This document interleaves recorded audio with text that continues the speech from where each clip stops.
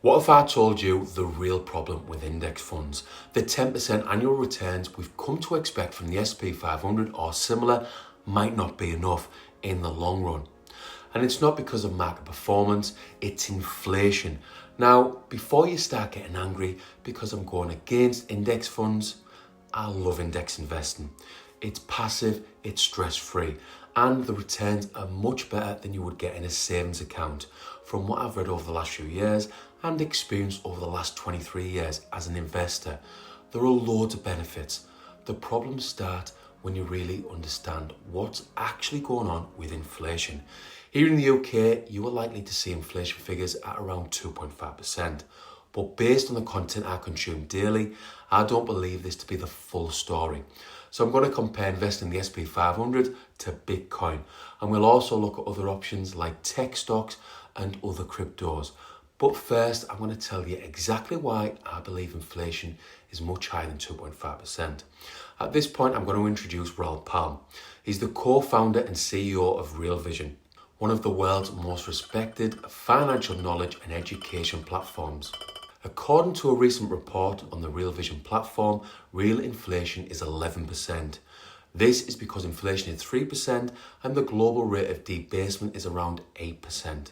So as investors, I feel we have to ask ourselves if investing in index funds is enough. Today's video, by the way, doesn't contain any financial advice. Investing in the S&P 500 or Bitcoin. Going back to 2017 is when I first started investing in crypto. I didn't invest in Bitcoin because of the price, and to be honest, I didn't fully understand it. This changed when I experienced inflation and fully understood inflation. It pushed me further and further towards Bitcoin. And I finally realized it's not about the price for one Bitcoin, it's about what returns you get each year.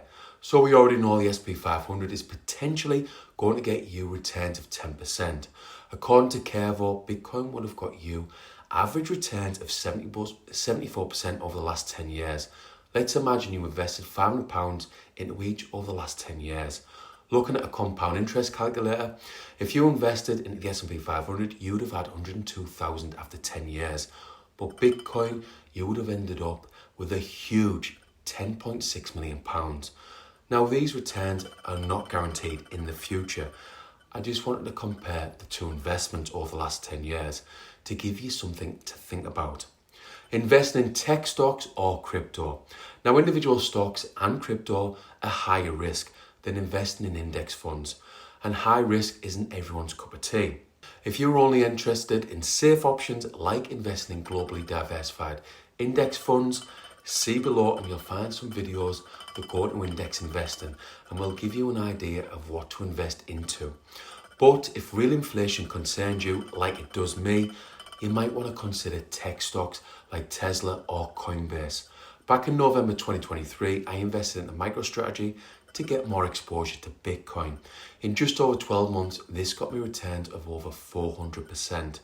I invested in Tesla at a similar time, a stock that's returned over 100% in the last 12 months. These are brilliant returns, but you can get even higher returns with cryptos. Let's take Solana for example. I invested back in January 2021 when it was $3 per token. At the peak of the bull market in 2021, the price for one Solana went up to $269. This is almost a 90x. Let's just say that anything is possible with crypto. Summary. The only reason for this short video is to highlight what's going on with real inflation. If you don't believe me, have a look at some of Raoul Pal's content. He's going to help you understand what's actually going on with the global economy, and this will help you decide what to invest into. If you resonate with what I'm saying, let me know your thoughts in the comments below and share this video with your friends and family. It's important. Anyway, I really hope you've taken something away from this particular video, and I wish you luck with your investing. Don't forget to hit the like button, and thanks for watching.